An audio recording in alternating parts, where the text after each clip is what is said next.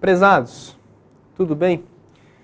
É uma satisfação, uma alegria a gente estar podendo estar aqui junto e falar sobre o que a gente mais gosta, que são os cavalos. Isso realmente é uma motivação para mim e tenho certeza que para vocês também, tá bom?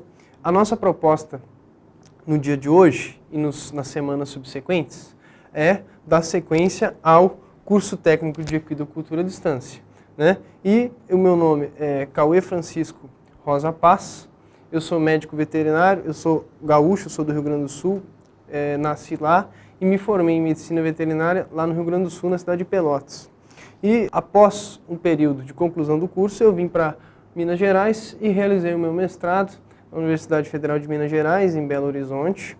E atualmente eu sou aluno de doutorado na Universidade Federal de Minas Gerais, em Belo Horizonte, na Escola de Veterinário.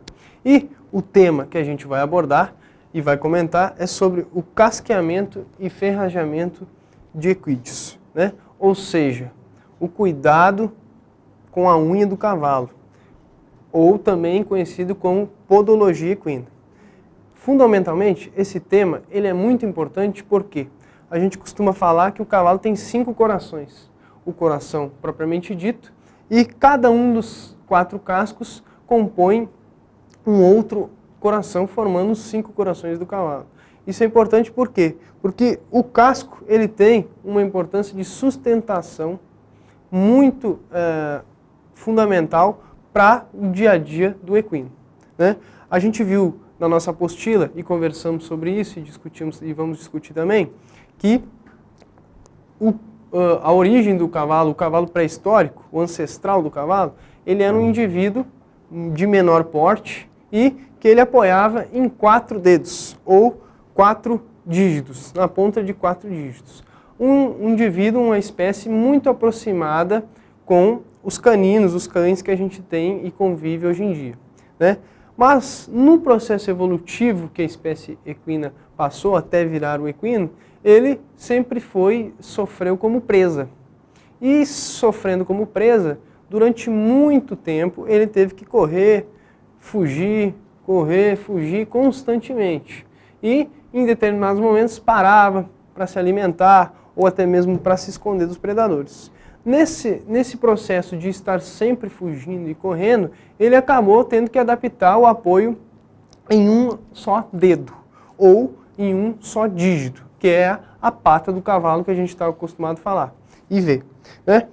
Bom, antes de falar a respeito de casqueamento e ferrajamento, a gente precisa entender e conhecer muito bem o que é a pata do cavalo, ou daqui para frente a gente vai falar em dígito do cavalo, pois refere-se, como a gente viu, ao dedo do equino, né? E o casco, nada mais, nada menos, é a unha propriamente dita. A mesma unha que a gente tem é o casco do cavalo, ok?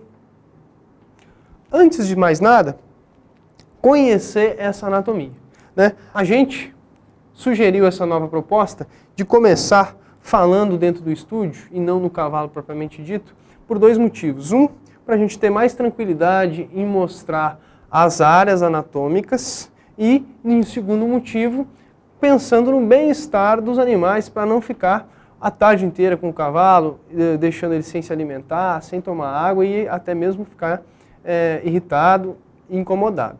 Tranquilo? Então, a gente traz uma pata aqui, ó. Eu trouxe uma pata para vocês de uma peça anatômica, né, da região do carpo ou dos joelhos ou técnico, que a gente chama, até a porção do casco, tá? Ok? Essa articulação aqui, que a gente chama de articulação do boleto, ou também articulação metacarpo-falangiana, né, que seria um termo mais anatômico mais adequado. E a gente tem também, nessa região mais embaixo, a região da quartela, que é um termo zootécnico para determinar ou classificar, denominar essa região aqui. É importante, gente, a gente entender o seguinte: todo mundo já viu uma pata de um cavalo, ou já tocou uma pata de cavalo, ou até mesmo já fez algum casqueamento, algum ferrajamento, ou muitas vezes acompanhou algum profissional fazendo. E falar a mesma linguagem a respeito das estruturas do dígito do cavalo é fundamental. Fundamental por dois motivos, porque nos rege no nosso aprendizado na sequência e padroniza o nosso diálogo e facilita a compreensão das áreas anatômicas que a gente tem que trabalhar, ok? Então, recapitulando, essa parte mais de cima aqui, ou mais proximal, seria o carpo, ou o joelho zootécnico do cavalo, ok? Esse osso aqui seria o osso da canela, ou melhor ainda, um termo mais formal seria o osso denominado de metacarpo. Aqui a gente tem a articulação denominada metacarpo falangiana, ou zootecnicamente falando, a articulação do boleto e região de quartela. Nesse momento, boleto, região de quartela e a região do casco são o que a gente denomina de porção do dígito do cavalo, ok? E indo para o casco propriamente dito, algumas referências anatômicas, algumas classificações anatômicas são cruciais, são importantes. Por exemplo, o casco é dividido em regiões, denominadas de a mais da frente ou a mais cranial, a pinça do casco. A região intermediária ou do meio, nós denominamos de quartas partes. E a porção mais de trás do casco é denominada de, ou também chamada de, talões do casco. Reconhecer cada uma dessas regiões é nossa obrigação, para a gente poder falar a mesma linguagem quando a gente for abordar o casco ou quando a gente for fazer qualquer tipo de avaliação nesse casco. Tudo bem? Mais além, a gente vai especificar as regiões de cada uma das áreas do casco. Então a gente tem aqui muralha do casco, de um lado, muralha na região da pinça, que é a parte da frente, muralha do outro lado, na região dos quartos, e a muralha na porção da região dos talões, tanto de um lado como de outro lado. Nessa parte mais superior aqui, ó, nessa fronteira, digamos assim, de transição entre a área de pelo e a área do casco, propriamente dito, nessa região de fronteira aqui, a gente tem uma estrutura denominada coroa do casco. Essa coroa do casco, ela é importantíssima quando a gente pensa em saúde do casco, em crescimento do casco, a gente vai discutir na sequência. Essas classificações são feitas das macro-áreas com o casco, com o membro do equino apoiado. Você chega para avaliar o equino, ele está em estação, ele está com o pé apoiado no solo, né? As demais avaliações, as demais áreas que nós temos que classificar, a gente precisa levantar tanto os anteriores ou as mãos, como os membros posteriores ou os pés dos cavalos. Ok? Isso será um tema de discussão da parte de contenção de equinos. Quando a gente avalia o membro pela parte inferior, essas regiões que a gente viu no quadro, pinça, quartos e talões, elas se fazem usuais também. De que jeito? Na porção mais da frente ou mais cranial do casco, a gente tem a área da pinça do casco. Da mesma forma, na região intermédia, ou intermediária, ou no meio do casco, localiza-se ou denomina-se a região dos quartos, de um lado, e o quarto, ou o quarto de outro lado. Da mesma forma, acontece com os talões. Na parte mais de trás do casco, a gente tem um talão de um lado e o outro talão no outro lado. Quando a gente avalia o membro pela sua parte de baixo, ou a parte distal, ou inferior, a gente observa alguns pontos anatômicos que são fundamentais que a gente aprenda e tenha consciência, principalmente para podermos falar a mesma linguagem. Então, a gente observa nessa área aqui a ranilha. Ela é uma estrutura semelhante, como se fosse a almofadinha da nossa mão. E, em geral, ela tem uma característica de um formato triangular. Ela é macia e sensível ao toque.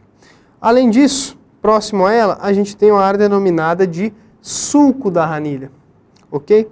O sulco da ranilha, ele está próximo à ranilha e tem uma função específica, que a gente vai discutir na sequência também. Nessa região ainda mais de trás, a gente tem os dois talões, de um lado e os talões do outro lado, ok? Mas no centro do casco, na parte de baixo, a gente tem a região da sola, ou a superfície solear, que ela começa na região dos talões, passa pela região dos quartos, tanto de um lado como de outro, e também se funde na frente do casco, na região da pinça solear ou na região da sola que contempla a porção de pinça do casco. Perfeito? Além disso, a gente tem a muralha do casco por uma vista inferior. Aqui encontra-se a muralha do casco. Entre a muralha do casco e a sola, existe uma fronteira, uma linha de delimitação. E essa linha, ela é denominada de linha branca. Essa linha branca também, ela tem uma importante função aqui, que é na hora de a gente colocar os cravos para fixar a ferradura. Por quê? Porque esses cravos eles têm que ser introduzidos justamente nessa linha para a gente não machucar o cavalo. Bom, gente, então, revisando o que a gente viu das estruturas anatômicas externas do exterior do casco do cavalo, ou do dígito do equídeo, tá? Quais são elas? Os talões, mais atrás, a região da sola, a região da muralha do casco, mais externamente e contornando todo o casco, a região da linha branca, que é essa área entre a sola e a muralha do casco, essa fronteira. Além disso, a ranilha do casco, em seu formato triangular, e os dois sulcos da ranilha. Bom, pessoal, a minha proposta agora é que a gente vá, pare um pouquinho, tome um cafezinho, relaxa, levanta da cadeira e na sequência a gente já volta falando da anatomia interna do dígito do equídeo.